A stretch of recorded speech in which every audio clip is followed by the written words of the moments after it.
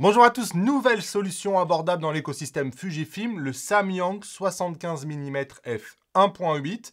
Il est extrêmement compact, il est extrêmement léger, sauf que il arrive dans un écosystème Fujifilm qui devient aujourd'hui extrêmement concurrentiel et où il va être de plus en plus difficile de faire sa place parce qu'il y a énormément de solutions de qualité qui sont déjà en place. Et ces solutions de qualité, quand on veut une focale pour faire des portraits, moi j'en pense à trois. La première, c'est le Samyang qui vient de sortir. La seconde, c'est le Viltrox 1.2 que je vous ai testé il n'y a pas si longtemps que ça et qui franchement est extrêmement bon, ce Viltrox. Et je suis obligé de penser, moi, à l'objectif que je vous conseille tout le temps pour faire les portraits sur Fujifilm, ce Sigma 56 mm f1.4 qui est tout petit, qui est extrêmement bien pricé. Et regardez ce Sigma, il est extrêmement compact. Et quand je le mets côte à côte, ce Sigma, il est beaucoup plus compact que le Samyang en fait. Et on va voir que sur la fiche technique, il est moins cher. On a deux 75 mm, donc c'est un équivalent 112 mm. Et on a le Sigma qui lui est un équivalent 85 mm. Donc il y a une différence fondamentale. Le Sigma c'est un 85 mm, les autres c'est des 112 mm. C'est pas tout à fait la même focale quand même. C'est pas non plus les mêmes ouvertures pour les trois. On a du 1.2, du 1.4 et du 1.8. Si on regarde concrètement les différences, les trois disposent d'un autofocus, les trois n'ont pas de stabilisation, le diamètre de filtre est à peu près équivalent. En termes de poids, évidemment, le Viltrox 1.2 est très lourd, 670 grammes, beaucoup plus lourd que les deux autres. Entre le Samyang et le Sigma, on a quelques grammes de différence. 257 grammes pour le Samyang, 280 grammes pour le Sigma. En termes de prix, il vous coûtera 220 € plus cher que le Samyang pour avoir le Viltrox et 50 € moins cher que le Samyang pour le Sigma. Donc on peut voir que oui, on va payer plus cher pour le Viltrox, mais on va voir est-ce que en payant plus, on en a un peu plus pour son argent. Et à l'inverse, pour rentabiliser quelque part le Samyang, il faudrait qu'il fasse mieux que le Sigma parce que le Sigma coûte 50 € moins cher. En termes de design, ce Samyang, il est plutôt joli avec un look moderne. Alors, il ne faut pas croire que c'est une nouvelle optique à 100%. En fait, Samyang a repris sa version plein format et ils ont adapté la monture tout simplement pour la mettre sur Fujifilm. Donc, très joli, c'est le look Samyang que j'aime bien là avec ce nid d'abeille ici, très sympa. On a aussi le bouton M1, M2. M1, ça veut dire que la bague ici sert de bague de mise au point classique. M2, ça veut dire que la bague qui est ici sort maintenant de bague d'ouverture.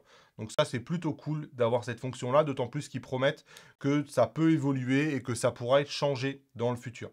Donc voilà, baïonnette ici en métal. De manière générale, je le trouve extrêmement bien construit.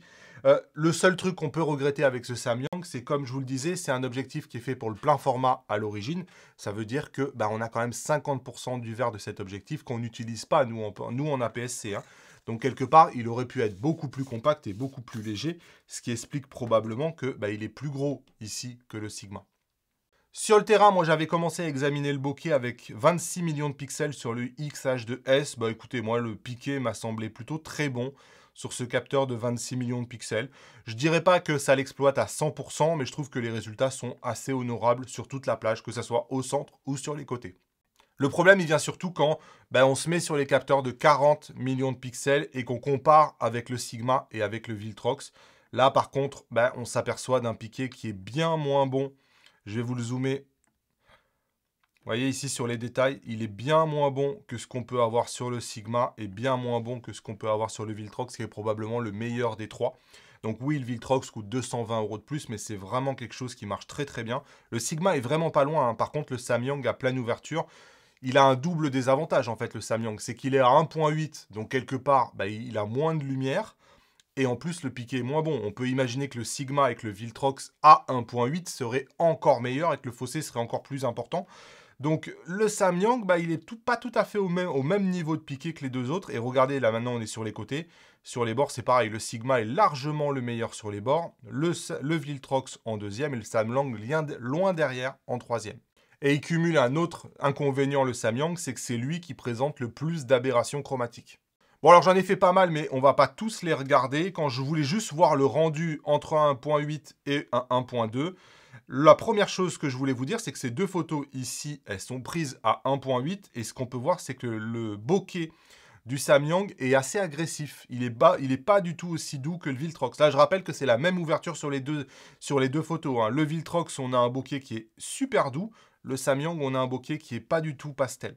Et évidemment, quand on compare un 1.8 vs un 1.2, je vous laisse regarder la différence de rendu entre ces deux photos-là, mais elle est quand même assez importante. Autre exemple de rendu entre 1.8 et 1.2. Allez, dernier exemple pour la route, 1.8 vs 1.2, c'est ici que ça joue, hein, et la différence est clairement significative. Donc clairement, le Viltrox, vous payez 220 € de plus, mais bah, vous avez forcément le meilleur bokeh, un bokeh plus doux, un piqué meilleur, moins d'aberrations chromatiques, beaucoup plus lourd, beaucoup plus cher. Même exercice cette fois-ci avec le Sigma, et en fait, même résultat. Le Sigma a un bokeh plus doux. Voyez, on voit bien la différence, hein. On a toujours ce bokeh un peu plus agressif, un peu moins pastel qu'on a sur le Samyang.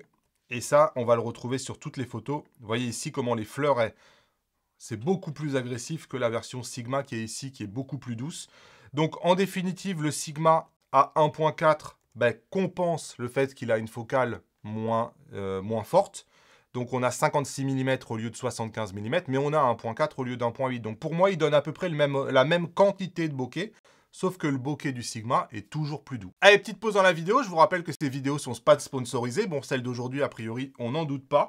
Mais pour soutenir mon travail, vous achetez ce que vous voulez chez ipln.fr, code créateur Damien. Moi, ça me permet de financer mon travail, de rester indépendant. Et il en va de même, évidemment, du piqué, hein. Si je vous montre le piqué des deux, bon bah voilà, le piqué du Sigma est bien meilleur que le piqué du Samyang. Il n'y a vraiment pas photo entre les deux. Donc c'est clair que en fait il se fait assez détruire presque par le Viltrox et détruire par le Sigma sur quasiment tous les aspects qu'on peut regarder. D'autant que l'autofocus non plus est pas formidable sur le Samyang. Vous voyez ici, je prends juste cette photo de test puisque je fais des rafales lorsque je fais les tests et je prends toujours la meilleure photo de cette rafale-là pour pas défavoriser un objectif.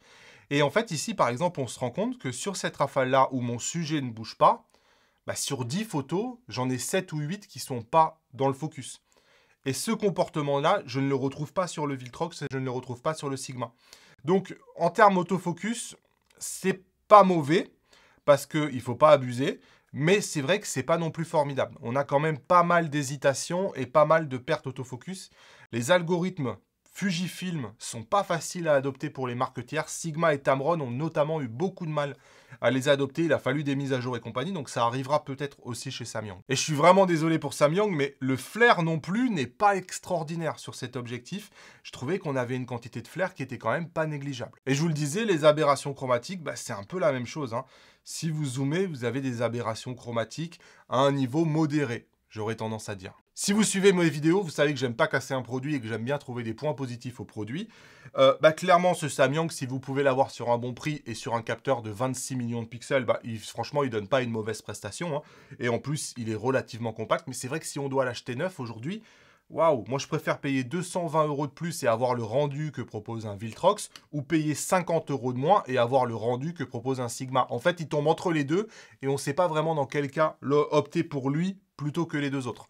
Donc voilà, moi je suis désolé, d'habitude j'aime bien trouver des points positifs, mais là c'est vrai que quasiment dans toutes les catégories, il a tendance à sous-performer par rapport aux deux autres. ipln.fr, code créateur Damien, et moi je vous dis à bientôt dans une nouvelle vidéo. Salut!